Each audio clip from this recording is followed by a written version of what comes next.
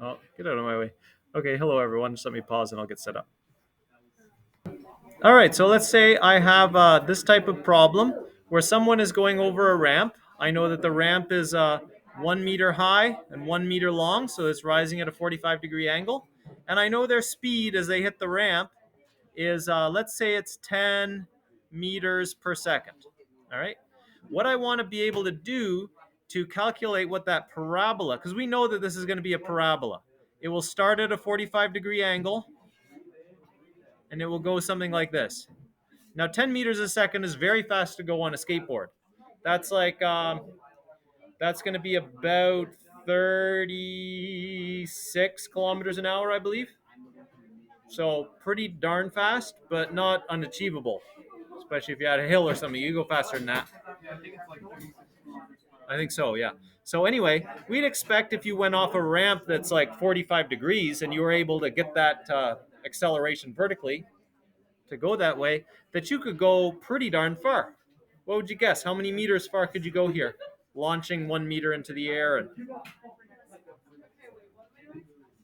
like, is it going to be 3 meters? Is it going to be 5 meters, 8 meters? I'm thinking in those ranges of numbers, right? It's not going to be 20 meters, and it's not going to be less than a meter. You're going to go far, going that fast.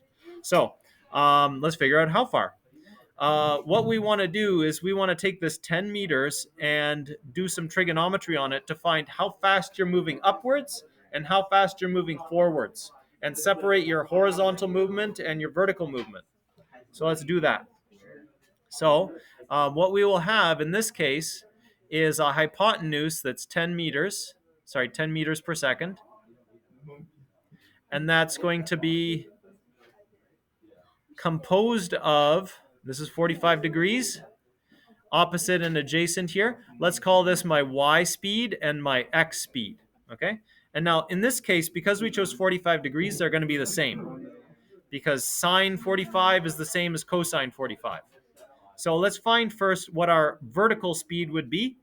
So our what we could say is that sine of 45 degrees, so here's 45 degrees, and this is the opposite, and this is the hypotenuse. So sine 45 degrees is equal to y over 10 meters per second. All right? Multiply both sides by 10 meters per second, and you get 10 sine 45 degrees equals y. Sine 45 happens to be 1 over root 2, but let's just do it on a calculator because we're interested in a decimal approximation anyway. So we're going to do calculator. We're going to say 10 multiplied by 45 degrees and the sine of that.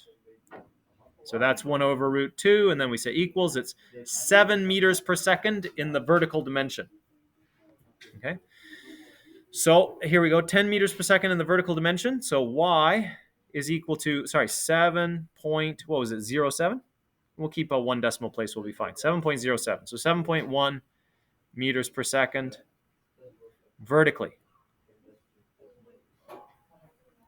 Now, what I want to know from this vertical momentum is, well, actually, also, let's make a point that we can also calculate here x with cosine 45. And I'm going to use a different color just to calculate x. Cosine 45, because this would be adjacent over hypotenuse, is equal to x over 10 meters per second. And that's going to be the same. So x is going to be equal to 7.1 meters per second horizontally. All right, let's circle those. Those are important values. Now, if she's launching from a 1 meter high ramp and our goal is to land her on, I navigated away from it. Here's the question that we're looking at here. She's launching from a 1 meter high ramp, and we want to land her on a 1 meter high ramp that's symmetrical, and we want to know how far apart to put the ramps. Okay.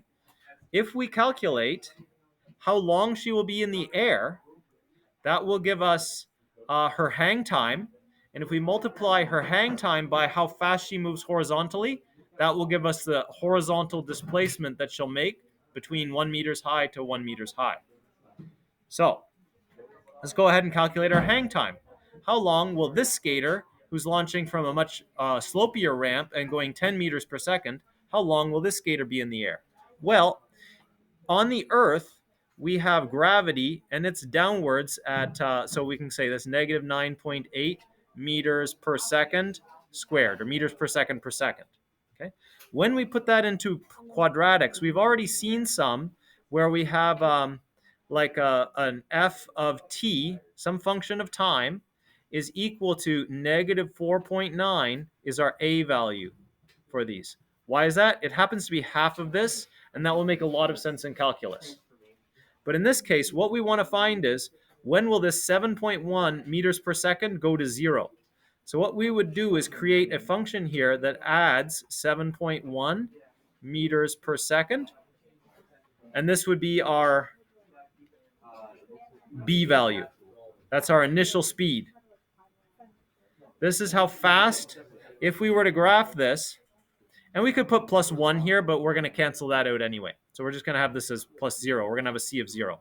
If we were to graph this, because we know that the b value gives us our slope at the y-axis, this is her vertical speed when time is 0, the instant she leaves the ramp. And then it immediately starts being affected by this one, and the speed starts coming down as gravity slows her down, eventually stops her, and then brings her down back to her starting elevation. So I want to calculate what is here, what is this x value, what's the second root of this function here. So I can find that by factoring, or I can find it by quadratic formula. So if I factor this, I will get, this is equal to negative 4.9. Oh, wait, no, I don't factor out 4.9. My goodness. Do you want to grab a chair? I had a chair there for you. Someone took it. Who took it? Who needed a chair? X multiplied by negative 4.9x plus 7.1. So here's one of my zeros, is x is 0, and here's another one of my zeros, where this part is equal to 0. So I already knew when x was 0, that was going to be a 0, but I need to find that 0. So let's find out what value of x here makes this 0. So let's put that in. 0 equals negative 4.9 x plus 7.1.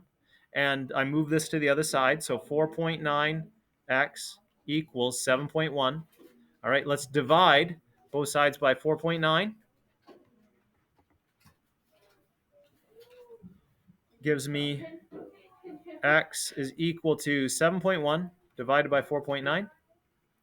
And then that is the value of x. That will be the number of seconds that this person will be in the air. That will be when she goes from 1 meter high back to 1 meter high, and she wants to hit the second ramp.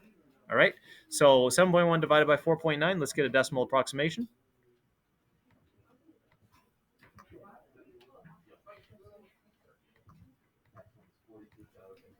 Equals, so 1.4, oh, that's nice, so 1.45. Okay, so we'll say 1.5, 1.45, 1.44, 1.45 seconds, we'll say. X is equal to 1.45 seconds of hang time. Now, that's how long they'll be in the air. Let's see how far they will go. What I will do in this case is take 7.1 meters per second horizontally, that's the horizontal component of their speed, and multiply that by the hang time will give me how far they will go before they will hit the next ramp. So let's do that. So if I take 1.45 and multiply that by the vertical speed, which is 7.1 meters per second, that will give me the vertical displacement. 1.45 times 7.1.